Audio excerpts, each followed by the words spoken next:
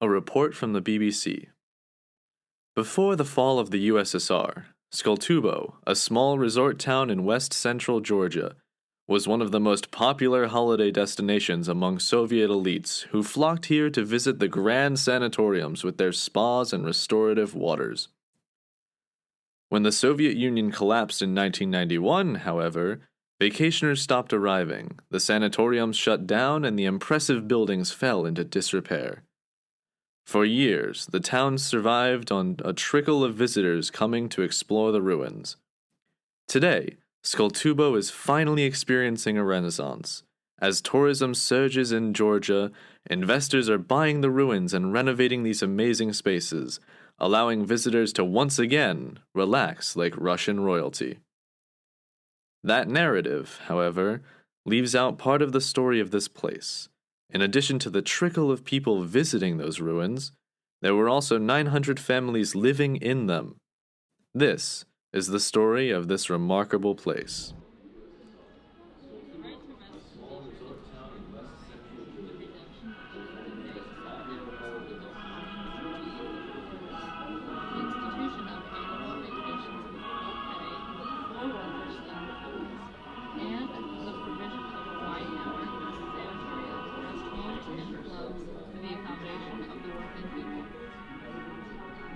Joseph Stalin became the leader of the Soviet Union in 1924, just 2 years after it was founded.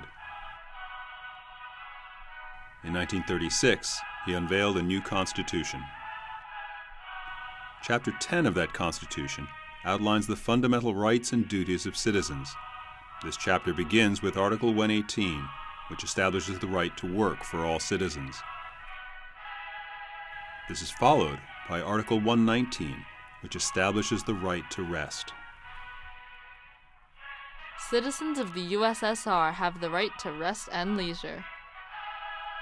The right to rest and leisure is ensured by the reduction of the working day to 7 hours for the overwhelming majority of the workers, the institution of annual vacations with full pay for workers and employees, and the provision of a wide network of sanatoria, rest homes, and clubs for the accommodation of the working people. Some of these sanatoria were in the Republic of Georgia, where Joseph Stalin was from. Located in the southwestern part of the Soviet Union, Georgia is bounded by the Black Sea to the west and the Caucasus Mountains to the north.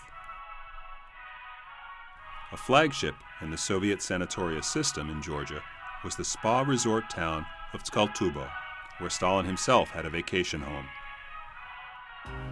Tskaltubo is one of the largest resorts in Georgia, rich with radioactive minerals. In the last few years, several comfortable spas were built here. A sanatorium for the mine workers of the USSR.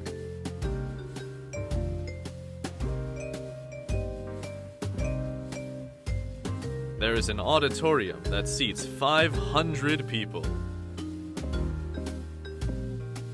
A dining hall.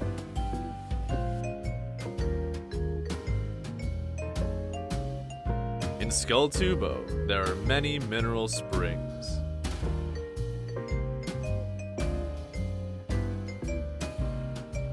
Here, we see a doctor providing treatment and care. The spas are equipped with individual and group swimming pools. Here, people are engaged in water aerobics. Workers from all over the Soviet Union come to Tskaltubo. 2 miners, one from Kazakhstan and one from Estonia, are spending their vacations in Tskaltubo. Tskaltubo has become one of the most popular resorts in the Soviet Union.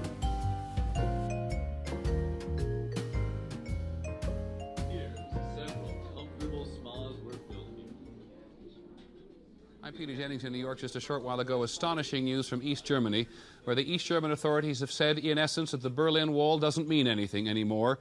The East German media chief in the Communist Party said a short while ago that anyone who wants to leave East Germany and go anywhere in the world is free to do so. It is perhaps the most important announcement made in Central Europe since the end of World War II, certainly since the wall went up in 1961. The fall of the Berlin Wall in 1989, a literal confirmation that the Soviet communist system had crumbled. Hardline communists took to the streets in a last-ditch effort to save the USSR, but were repulsed by crowds with a controversial figure of Boris Yeltsin in the lead.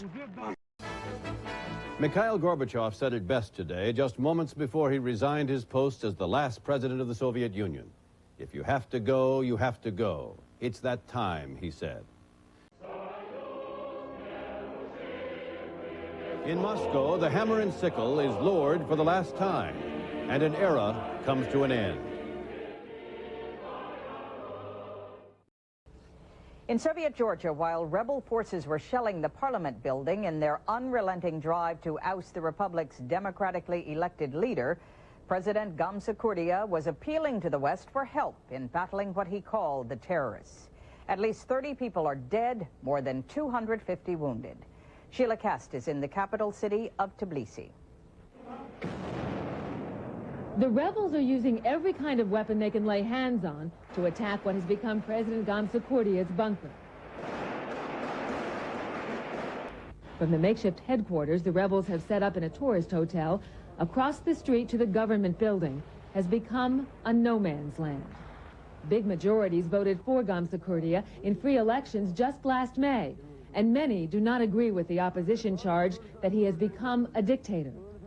Both sides in this conflict wanted independence from the old Soviet state. But now there's no sign of an end to the stalemate between the forces of a president who claims authoritarian rule is the only way to set up a new democracy, and rebels who see his brand of democracy as the enemy of their liberties. On the ground, chaos. Hundreds of desperate civilians trying to fight their way on board every plane. Soldiers fire in the air to drive them back. I was 9 years old, in the market with my mom. All of a sudden, I turn around and I see people are heading toward one direction, and in a second, the area where I stand is empty. I hear a man wearing a military uniform screaming at me in Russian, "Lie down, lie down." There was chaos. People running away, sounds of shooting. Me and my mom were taken to the basement in a house close to the market. We stayed in the basement for 3 hours. Then we went into an apartment on the first floor to hide. We stayed in different hiding places for 3 or 4 months. My uncle wanted to drive me and my cousins from Sukhumi to West Georgia, but there were bad rumors that military people were raping young girls. So that plan got canceled.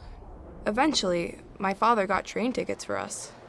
The train conductor told us not to sit on chairs, but to lie down on the floor. That's how I escaped the war.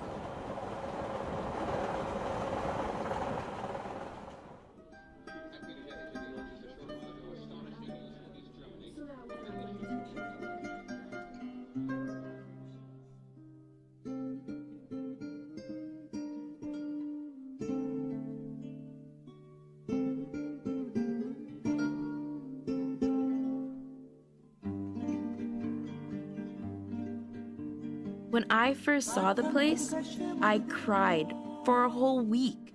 I was so depressed. How could we live here? When I entered this dining room, it smelled horrible. We were used to very different conditions, and the conditions here were disgusting for me. I'm not boasting. It is just a fact. We had a very high standard of living in Abkhazia before we had to leave. It took years for us to modify this space. We hoped to go home soon. This was temporary, so we weren't thinking about changing the space. It took years to understand that we're not going back. We had no money, and it was cold. People started ripping up the parquet floors from the halls, burning the wood to heat their rooms. They tore out the aluminum from the walls to sell it to get money for food. People didn't feel that the space where they lived belonged to them, so they mistreated it. They all hoped that they would return back to Abkhazia soon. But humans adjust to everything. We're built like this. Someone from our floor came up with this idea to use the balcony space as a kitchen. Then everyone wanted to do it, but we didn't have the materials. There were benches in the yard, and we took the benches apart, and we used the wood strips as material to build the walls of the kitchen. Then we would use plastic for insulation. Then we learned how to use cardboard and other materials to make better walls. And then we would use wallpaper to make it look nice inside. Once we learned, then we'd help each other to do the renovations, and it got easier each time. The balcony was falling off, so the first thing we did was to construct the support for the balcony, so that was not dangerous for children. Then we planted fruit trees to have access to some food. We painted doors, hung drywall, changed the wallpaper, bought curtains. We did everything ourselves. A man living next to us moved to Batumi, so he gave us a room. Then we connected it to our rooms. I remember we would set a huge table, and whatever we could afford, we would bring it to the table, and we sit together and eat together all day. There was one TV in the whole building with a small screen, and we would get some Argentinian or Mexican TV series. But for us, it felt like we were in a cinema. 50 people sitting in a room silently and watching the little TV.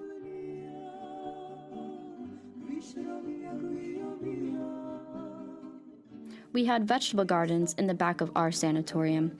We cultivated the land, grew many different kinds of vegetables, and I enjoyed the process of taking care of the crops and harvesting. We had cucumbers, tomatoes, corn, peppers. I had chickens. I had a chicken coop down in the basement. We had 22 to 30 chickens.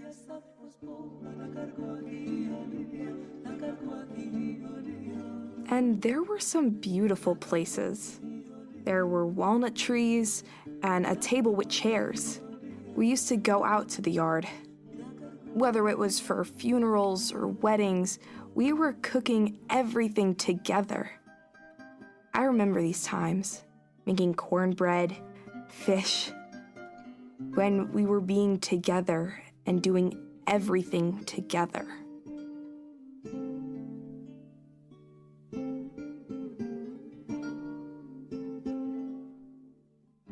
We lived here for 30 years. The sanatorium is in very bad condition now. Unbearable. Only ruins.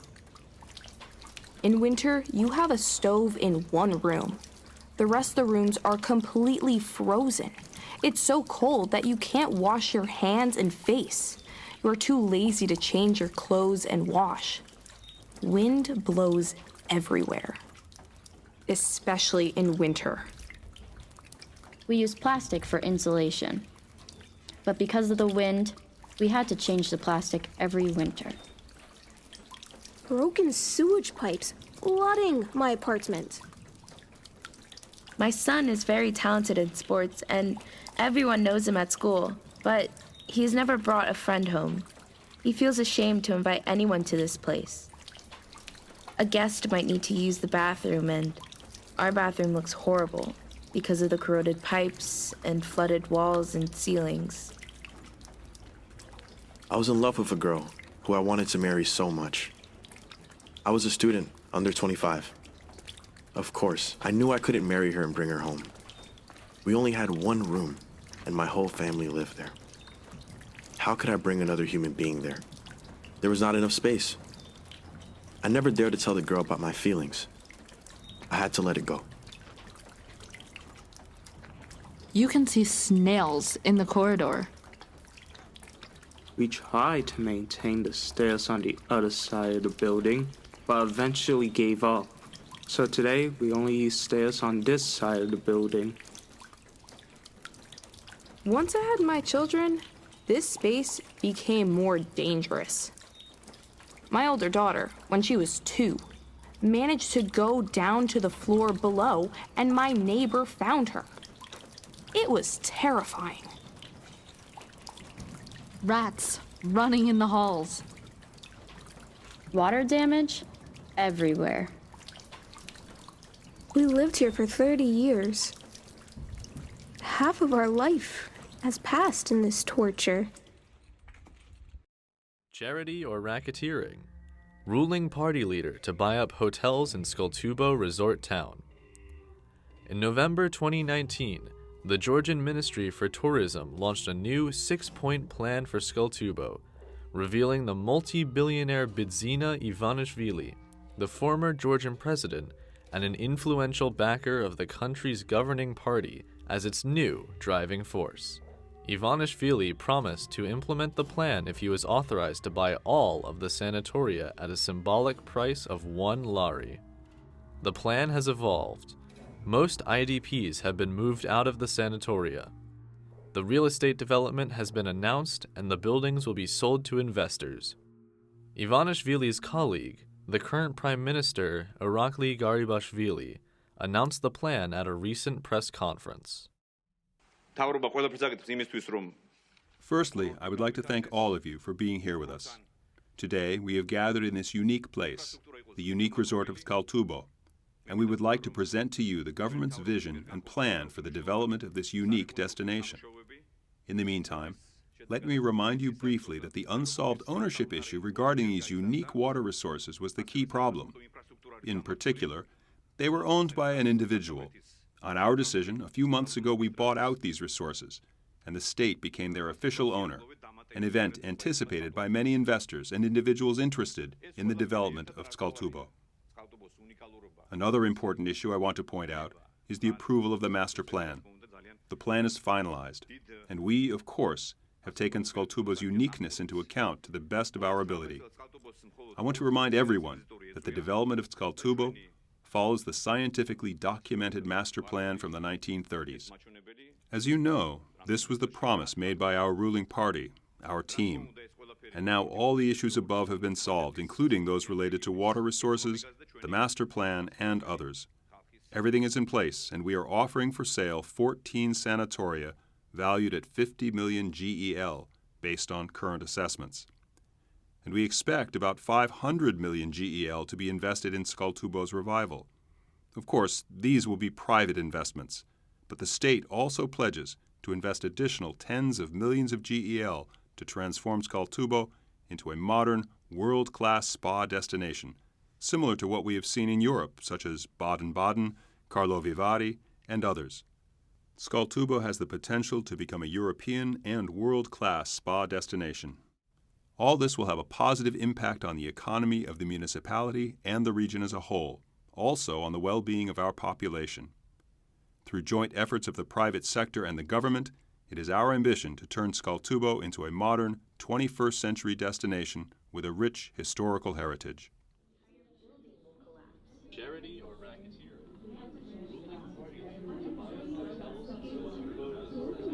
Tskaltubo's new life.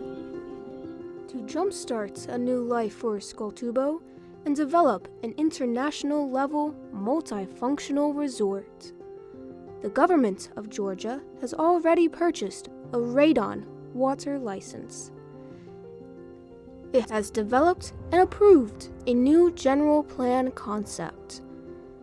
An investment development proposal for the development of Tskaltubo was created. This provides for both the rehabilitation of the city and the privatization of historical sanatoriums. As part of developing the resort, the following are planned: rehabilitation of the city center, roads, park, and footpaths, establishment of water supply, and the creation of children's entertainment infrastructure. In order to attract important investments for the development of the resort, the National State Property Agency presents an investment proposal package, which includes 14 sanatorium buildings with associated land. Constructed in 1962, former sanatorium Media purchased this neoclassical marvel 5.8 million lari. Constructed in just 1987, former sanatorium Sam Gurari offered at 2 million lari. Built in 1937, former sanatorium Megobroba.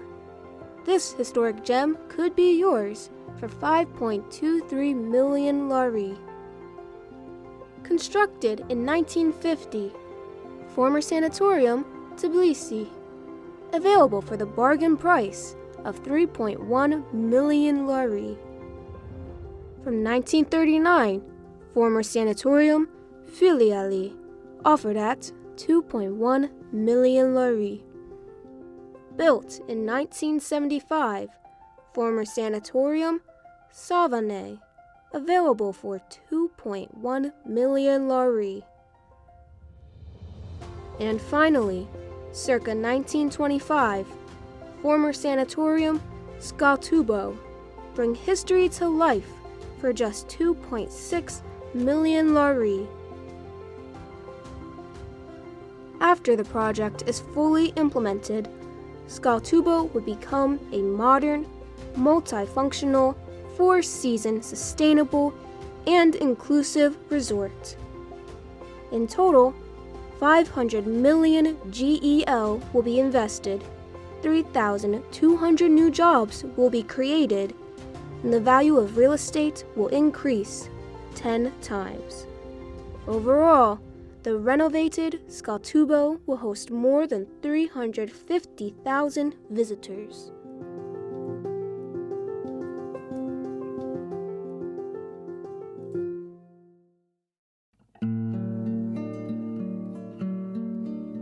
Imagine you were waiting for something for 30 years. When you live in the same place for 30 years, spent your childhood there, grew up there, You are waiting for the time that you will have your own house, your own roof. And it finally comes true. we got used to living in a sanatorium, and it broke my heart to leave it. I thought I was in a dream. I didn't believe it. And I asked my mother, is this really my apartment? If there was a chance to renovate the sanatorium or buy our rooms, I would be happy to stay. After 30 years of waiting, we finally have our apartment. I don't want to leave the place where I spent my childhood. I am very happy. When I heard, I was so happy I couldn't hold back tears. I love the sanatorium. For some reason, I love it very much. I love the place so much that it is hard for me to leave it. This sanatorium honored us for 30 years. I saw a lot of hardship, personally me, my family, because of poverty. You know what kind of period it was, but I still love it here. It was very beautiful here. There are 22 sanatoria and Tskaltubo overall, and only one hotel, which is where I was living. I am in favor of reconstructing it as a hotel. I support this. Tskaltubo is a resort city, and developing hotels should be a priority. I really want it to function as a sanatorium again. My son and I have said many times that if it is renovated well, then we will definitely book the same room where we used to live. The new buildings are flimsy. The apartments are useless for living. Only the facade is beautiful. The gas pipes are faulty. There were problems with the electricity. The walls are in bad condition. They still have water problems. Water leaks, there is flooding, then the foundation is damaged. The danger is that, God forbid, the entire building will collapse. I'm crazy about Tskaltubo. I've loved it here since childhood. I'd love to stay here, but I didn't receive an apartment. The new buildings have already been built, and there is no more construction planned. You have been waiting for this apartment for so many years, and then they give you one that you cannot even use. Everything is of poor quality. Everything breaks down. You're not even living there yet, and the bath faucets already need to be repaired. They just want to get rid of these IDPs. The elevators are constantly breaking down. Everything is poor quality. Walls like paper. You haven't even entered the apartment, and everything needs to be repaired. Leaving a big place and then being given one room? You've been waiting for something for so many years. And then this? How does this compensate?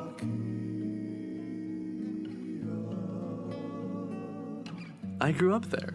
I can't say that I have nostalgia for going back, but I have nostalgia for my childhood. At first, you just remember playing with other kids, this childhood nostalgia. But then, looking back, really most of the memories were negative, and now I realize how much stress I was under while growing up. This wouldn't have been my fate had the war not happened. So many tears, so much nervousness, so much stress. I wish I could go back to Abkhazia. This life has strengthened me. It gave me strength. But is it worth it?